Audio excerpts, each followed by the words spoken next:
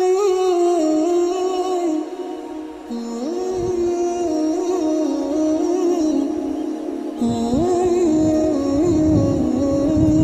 شعیب اللہ خان صاحب کے بیانات کے لیے مفتی صاحب کے آفیشیل چینل کو سبسکرائب کریں اور زیادہ سے زیادہ شیئر کریں۔ يهدي الله فلا مضل له ومن يضلله فلا هادي له ونشهد أن لا إله إلا الله وحده لا شريك له ونشهد أن سيدنا ومولانا محمدا عبده ورسوله صلى الله عليه وعلى آله وأصحابه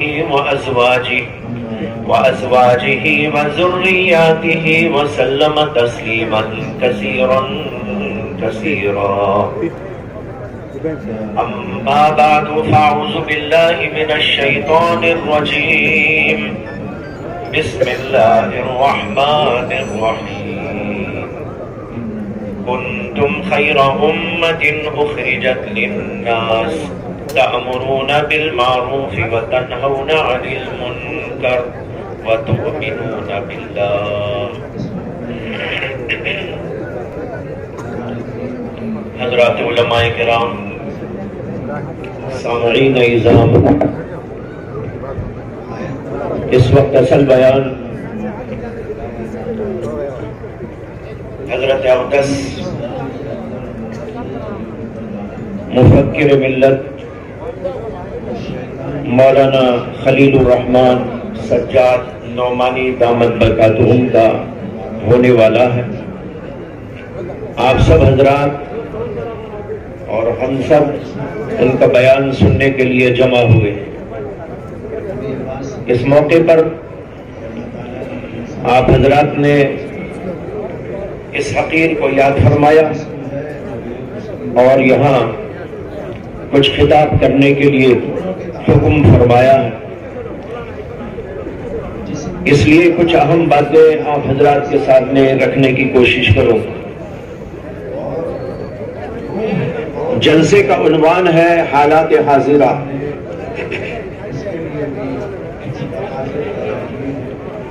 اس وقت جو حالات ہیں وہ حالات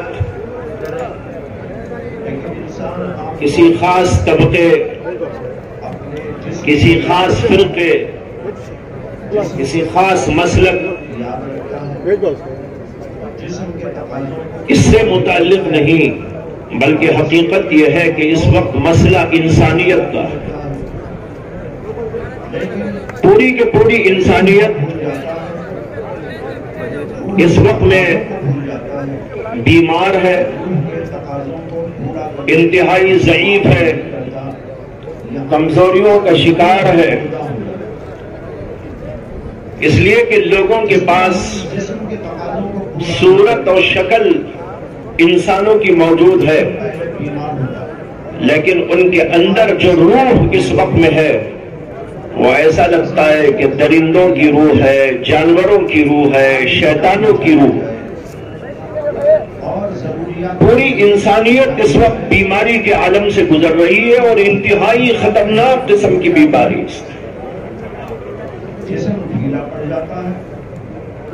انہی بیماریوں کے علاج کے لیے اللہ تبارک و تعالیٰ نے وقتاً فوقتاً حضرات انبیاء کرام علیہ السلام کو بھیجا. حضرت سیدنا آدم علیہ السلام سے سلسلہ شروع کیا گیا، بے شمار پیغمبروں کو بھیجا گیا، مختلف علاقوں میں بھیجا گیا، مختلف طبقات میں بھیجا گیا، مختلف قسم کے لوگوں کے درمیان میں بھیجا گیا، یہاں تک کہ آخر میں ہمارے اور آپ کے آقا حضرت نبی اکرم صلی اللہ علیہ وسلم کو بھیجا گیا.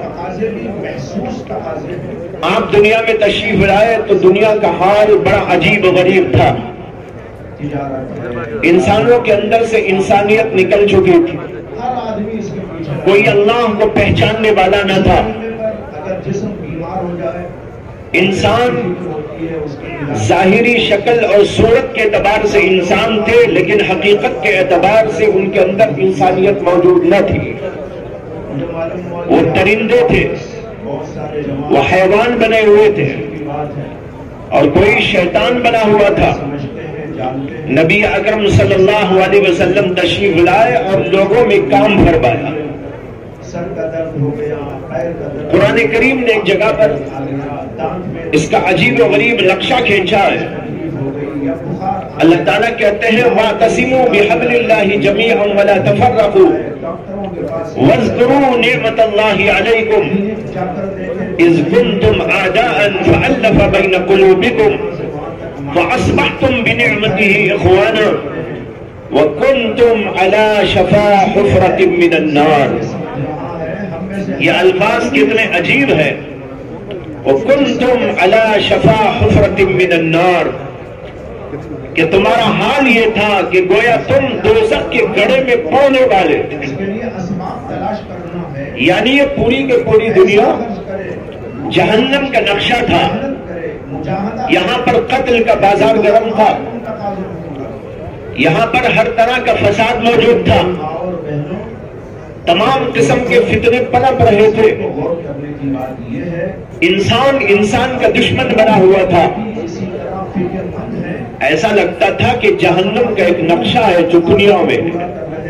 اللہ نے اسی کو کہا وَكُنْتُمْ عَلَى شَفَا حُفْرَةٍ مِّنَ النَّارِ، تم گویا کے دوزخ کے گڑھے میں گرنے والے تھے۔ اس حال میں محمد رسول اللہ صلی اللہ علیہ وسلم کو اللہ نے بھیجا۔ آپ نے آ کر وہ کام کیا جس کا نقشہ خود اسی آیت میں اوپر اللہ نے پیش کیا۔ فرمایا وَاذْكُرُوا نِعْمَةَ اللَّهِ عَلَيْكُمْ، جو اللہ کی نعمت تمہارے اوپر ہوئی ہے اس کو یاد کرو۔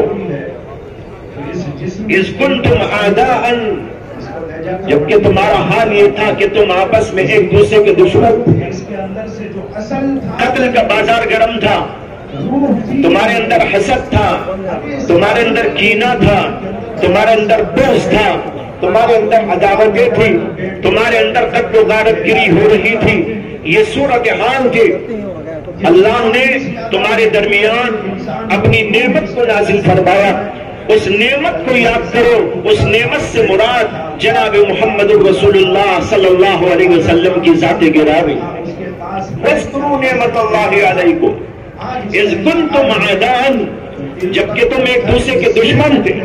فَأَلَّفَ بَيْنَ قُلُوبِكُمْ، انہوں نے آ کر تمہارے درمیان میں الفت پیدا کر دی، تمہاری دشمنیوں کو ختم کر ڈالا، تمہاری عداوتوں کو ختم کر ڈالا، تمہارے دلوں سے حسد کو، بغض کو اور اس طرح کی تمام چیزوں کو نکال ڈالا اور تم کو بہت پیارا انسان بنا دیا۔ فَأَلَّفَ بَيْنَ قُلُوبِكُمْ فَأَصْبَحْتُمْ بِنِعْمَتِهِ إِخْوَانًا، یہاں تک کہ تم اللہ کی اس نعمت کی وجہ سے آپس میں بھائی بھائی بن گئے۔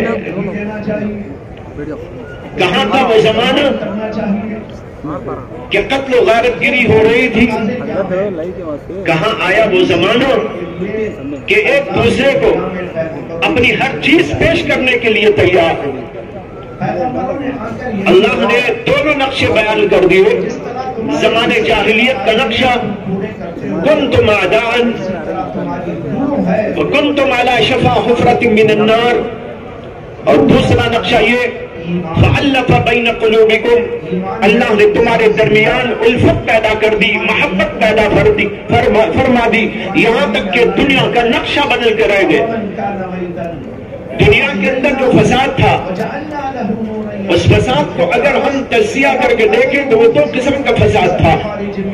ایک فساد یہ تھا کہ انسانیت نے اپنے رب کو بھلا دیا تھا، انسانیت اپنے خالق کو، اپنے مالک کو بھول چکی۔ اور دوسرا فساد یہ تھا کہ انسان نے انسانیت کو بھلا دیا۔ یہ میجر دو پرابلمز، دو خطرناک قسم کے امراض تھے، اور باقی جتنے امراض تھے وہ انہی دو سے نکلے ہوئے تھے۔ ایک اللہ کو بھلا دینا اور ایک خود کو بھلا دینا۔ اس کی وجہ سے بے شمار فسادات پیدا ہوئے، دنیا جہنم کا نمونہ بن گئی۔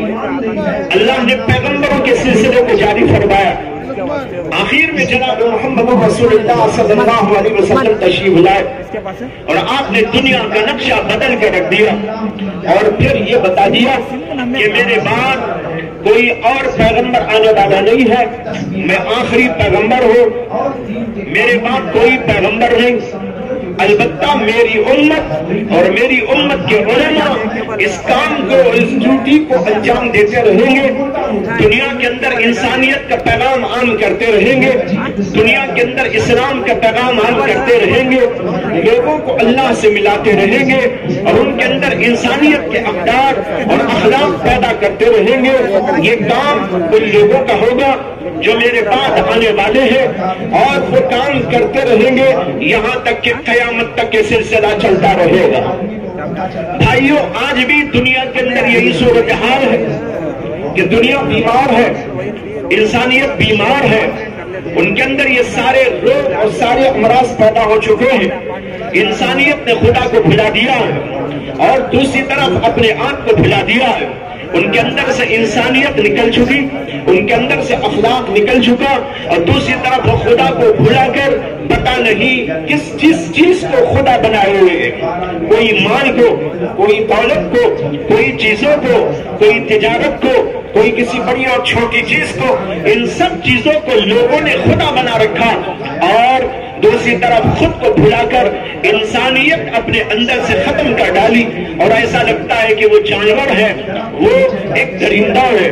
جیسے درندے میں کوئی رحم نہیں ہوتا، اس کے اندر کوئی کرم کا مادہ نہیں ہوتا، اس کے اندر کوئی بخشنے کا مادہ نہیں ہوتا، اس کے اندر کچھ سوچ بوجھ کی چیز نہیں ہوا کرتی۔ آج ایسا لگتا ہے کہ دنیا کے اندر انسان اسی ٹائپ کے ہو گئے۔ بھائیو، اس صورتحال میں جبکہ پوری انسانیت بیمار ہے، ہمیں اور آپ کو کیا کرنا چاہیے؟ قرآن پاک نے صاف الفاظ میں کہا، کنتم خیر امت اخرجت للناس، تم بہترین امت بنا کر بھیجے گئے ہو۔ تمہارا کام کیا ہے؟ اخرجت للناس، تمہارا کام یہ ہے کہ تم لوگوں کی بھلائی کے لیے کام کرتے ہو۔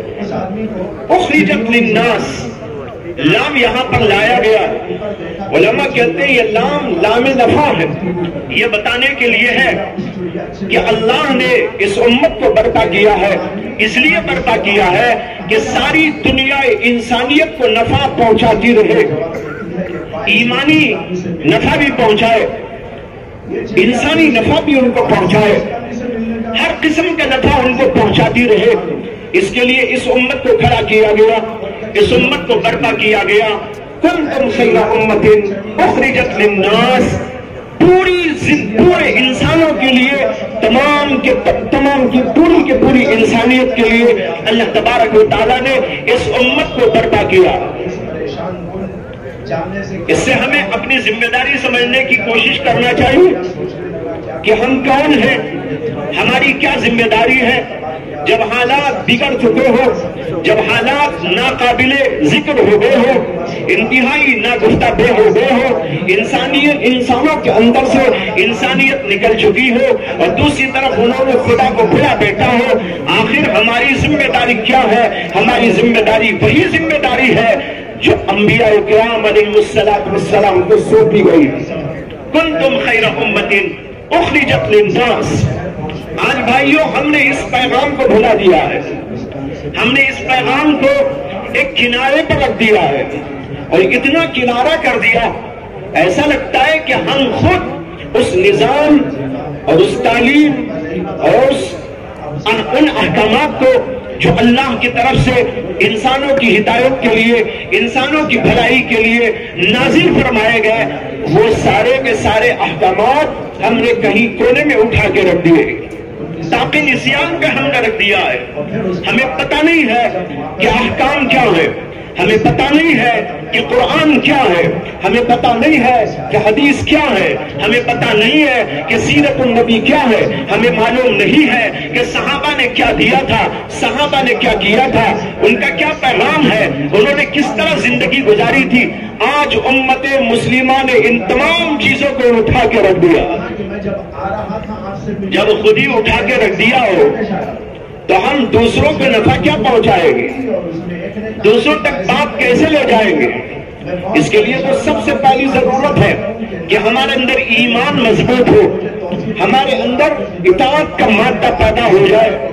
قرآن میں جہاں بھی آپ دیکھیں آپ کو نظر آئے گا فائزین اور کامیاب ہونے والے، دنیا اور آخرت دونوں جگہ پر بھلائی پانے والے لوگوں کا جگہ جگہ جگہ جگہ تذکرہ کیا گیا ہے، اور اس کے اندر سب سے پہلے ایمان و عمل کو ذکر کیا گیا ہے۔ ایک جگہ پر اللہ کہتے ہیں وَالْعَصْرِ إِنَّ الْإِنسَانَ لَفِي خُسْرٍ إِلَّا الَّذِينَ آمَنُوا وَعَمِلُوا الصَّالِحَاتِ وَتَوَاصَوْا بِالْحَقِّ وَتَوَاصَوْا بِالصَّبْرِ۔ اللہ نے قسم کھائی، زمانے کی قسم کھائی، یعنی وہ پورا زمانہ جو آدم سے لے کر ہمارے پیغمبر محمد صلی اللہ علیہ وسلم کے زمانے تک کا ہے، اس پورے زمانے کی اللہ نے قسم کھائی اور کہا والعصر، زمانے کی قسم ہے۔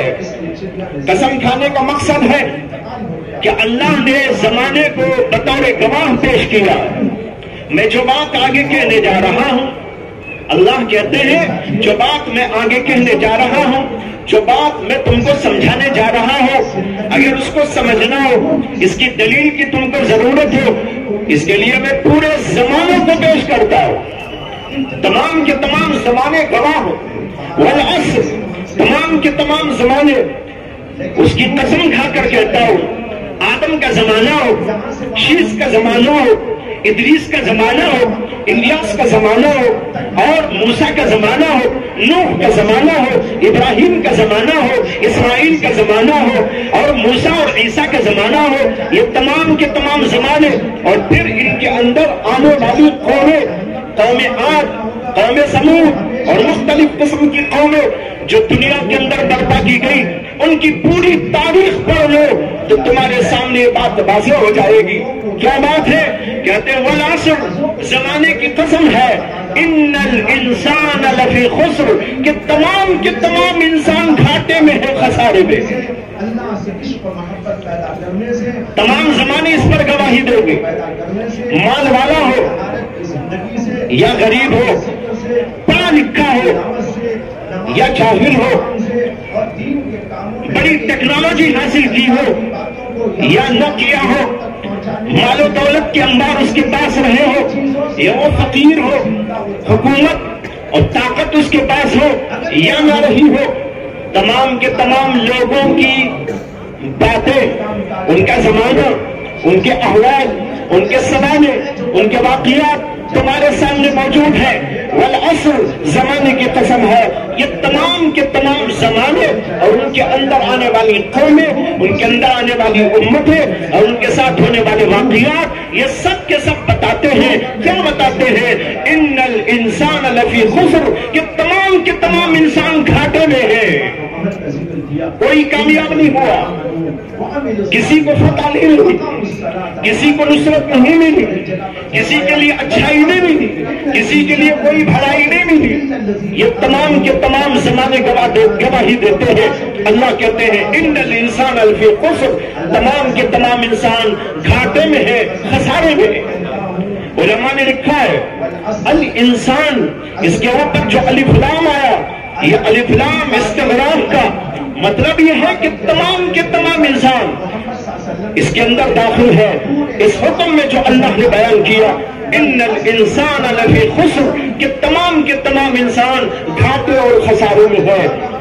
الا الذین آمنوا وعملوا الصالحات وتواصوا بالحق وتواصوا بالصبر، لیکن چند لوگ ایسے ہیں جو اس گھاٹے سے بچنے والے، خسارے سے بچنے والے، بھلائیوں کو پانے والے، فتح اور کامرانی کو حاصل کرنے والے، اور دنیا کے اندر بھی سرخ روئی پانے والے، آخرت کے اندر بھی اللہ کے ہاں درجات، بلند درجات پانے والے، ایسے لوگ وہ ہیں جن کا ذکر آگے اللہ نے فرمایا الا الذین آمنوا، سوائے ان لوگوں کے جو ایمان رکھتے اور جو نیک عمل کرتے، وتواصوا بالحق، اور ایک دوسرے کو حق کی وصیت کرتے ہیں، وتواصوا بالصبر، اور ایک دوسرے کو صبر کی تلقین کرتے ہیں، یہ کام کرنے والے تو گھاٹے و خسارے سے بچ گئے، اور جو ایسا کرنے والے نہیں ہیں وہ کچھ بھی ہو، کیسے بھی ہو، کہیں کے بھی ہو، کسی خاندان کے ہو، کسی طرح کے ہو، کوئی ڈگریاں پاس کیے ہوئے ہو یا نہ کیے ہوئے ہو، وہ تمام کے تمام انسان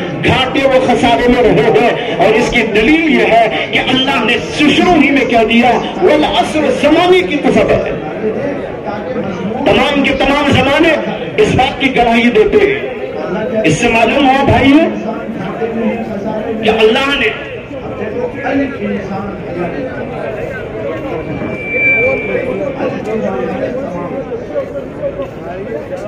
تو اللہ تعالیٰ فرماتے ہیں کہ تمام کے تمام زمانے گواہی دے رہے ہیں اس بات کی جو ان آیات میں آگے کہا گیا کہ تمام کے تمام انسان گھاٹے و خسارے میں ہیں۔ بچنے والے صرف وہ ہیں جو ایمان رکھنے والے، نیک عمل کرنے والے، ایک دوسرے کو حق کی وصیت کرنے والے، ایک دوسرے کو صبر کی تلقین کرنے والے، یہ لوگ بچ جائیں گے گھاٹے سے، خسارے سے، اور ان کو کامیابی ملے گی، اور ان کو کامیابی ملے گی، ان کو فتحیابی ملے گی، اور دنیا میں بھی اور آخرت جو دونوں جگہ پر ان کو سرخ روئی حاصل ہو۔ اس سے معلوم ہوا کہ سب سے پہلے تو ایمان و عمل پہ آنا ہے۔ لہذا اگر ہم چاہتے ہیں حالات بدلے، اگر یہ ہم چاہتے ہیں کہ انسانیت فروغ پائے، اگر ہم چاہتے ہیں بیمار انسانیت اپنی بیماریوں سے دور ہو جائے اور اس کے اندر شفا یابی حاصل ہو جائے، تو پھر اس کو ہم کو چاہیے کہ سب سے پہلے اپنے اندر ایمان و عمل کی طاقت خوب اچھی طرح پیدا کر لے۔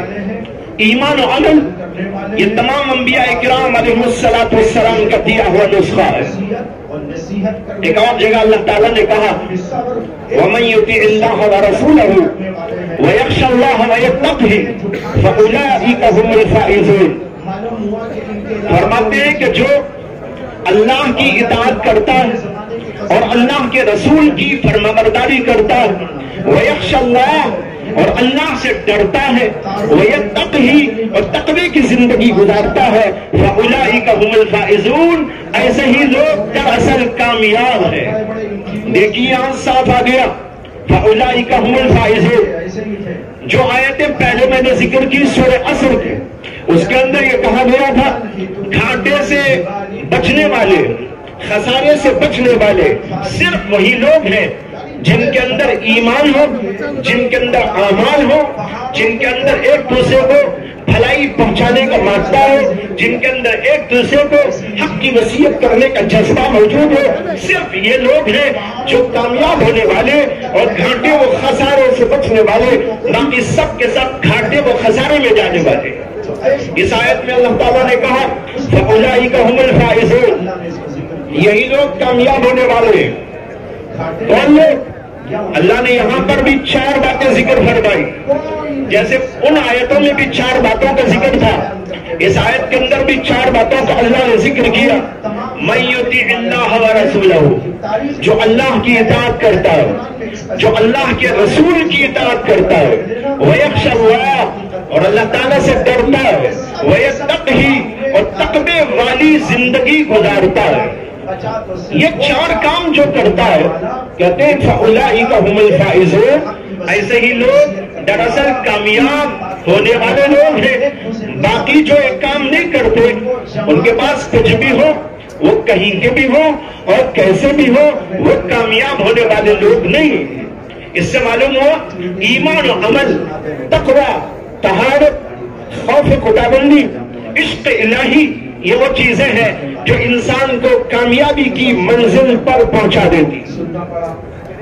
لیکن آج ہم لوگوں نے کبھی اپنے اوپر غور کیا کہ ہمارے ایمان کا حال کیا ہے، ہمارے اعمال کا حال کیا ہے، اطاعت خداوندی کا حال کیا ہے؟ ایسا لگتا ہے کہ امت نے ان احکام کو بھلا دیا۔ بے شمار لوگ ہم وہ ہیں جن کو قرآن نہیں آتا، جو حدیث نہیں پڑھتے، جو مسائل نہیں جانتے، جو اللہ کے احکام نہیں جانتے، جو ایمان کی طاقت اور ایمان کی قوت ان چیزوں کو جانتے نہیں اور ان کو کبھی اس سے سازا نہیں پڑا ایمان میں کتنی بڑی طاقت ہے، یقین کے اندر کیسی صلاحیت ہے۔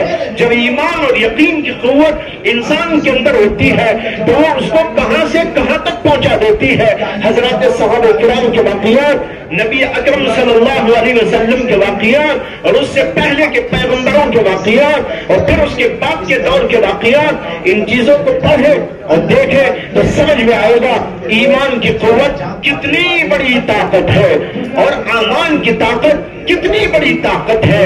تقوی اور خوف الہی جس انسان کے اندر ہو تو اس کے اندر کتنی بڑی قوت و طاقت پیدا ہو جاتی ہے۔ وہ اسباب پر بھروسہ نہیں کرتا، وہ خالق پہ بھروسہ کرتا ہے۔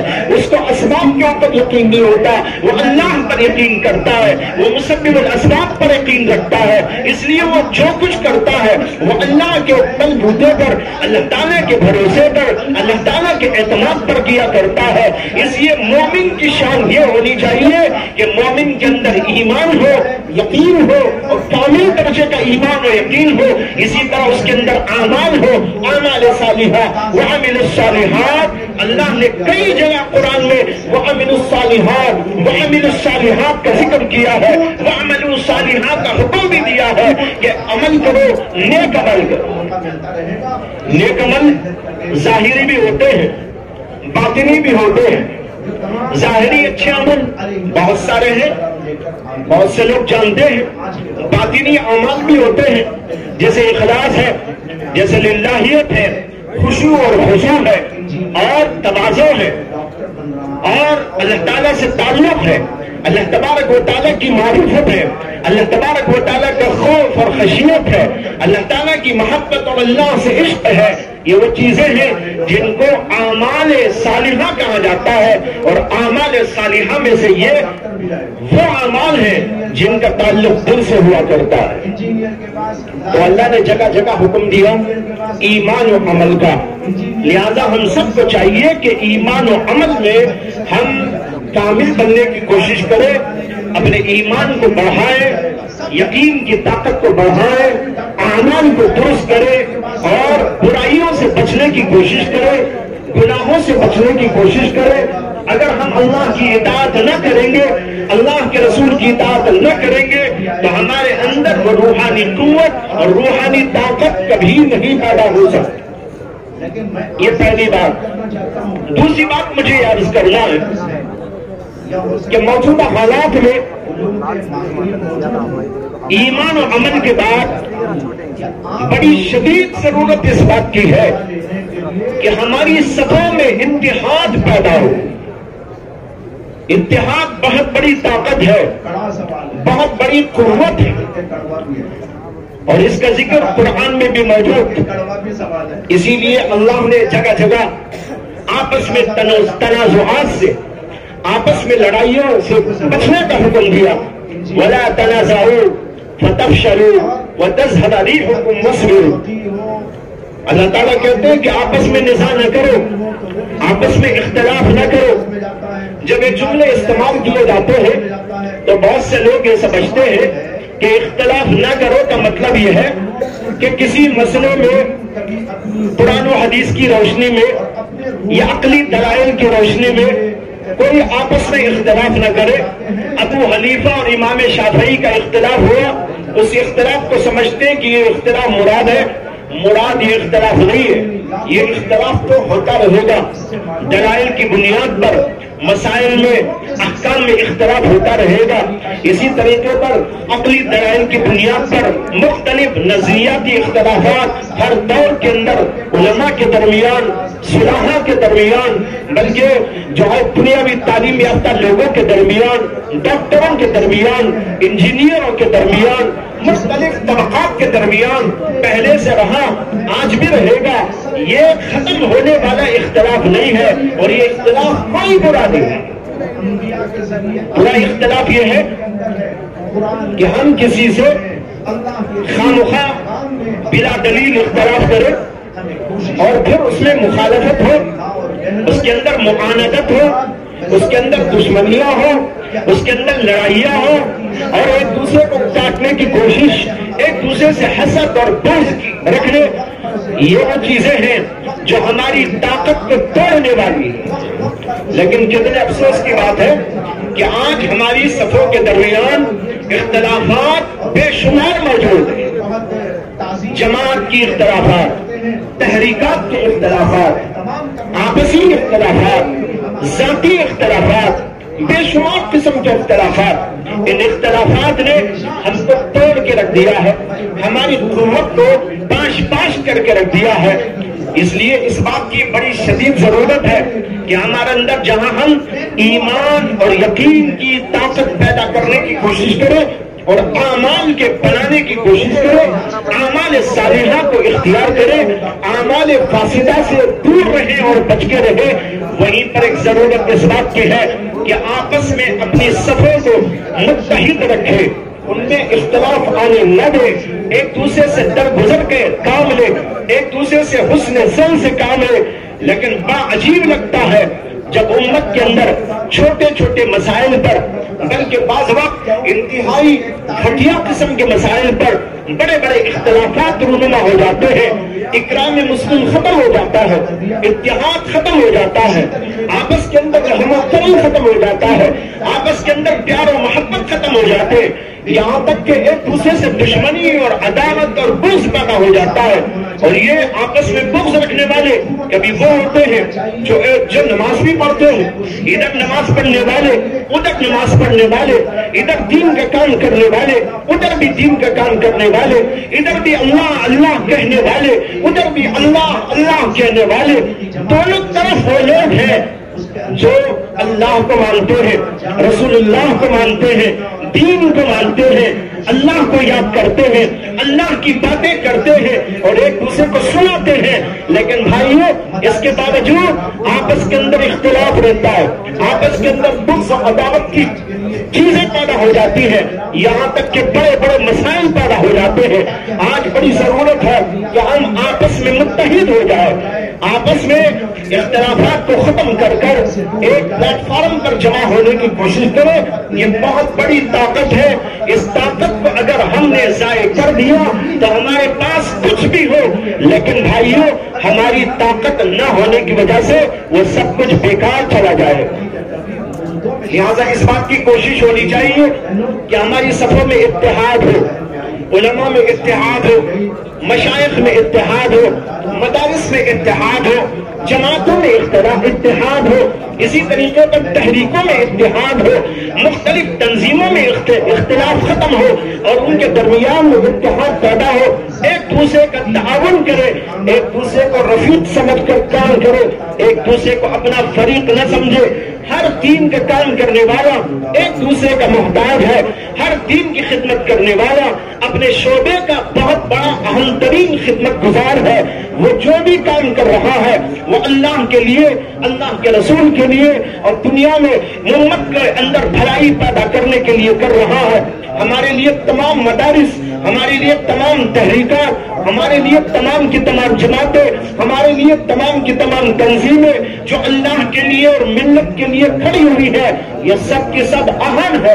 ان کی طاقت کو توڑنے کی کوشش نہ کرو، ان کی طاقت کو مضبوط کرو، اور مضبوط اس وقت میں ہوتی ہے طاقت جبکہ ایک دوسرے سے مل جاتے ہیں، ایک دوسرے سے اتحاد کر لیتے ہیں، ایک دوسرے کو جہاں ایک دوسرے کا احترام کرتے ہیں۔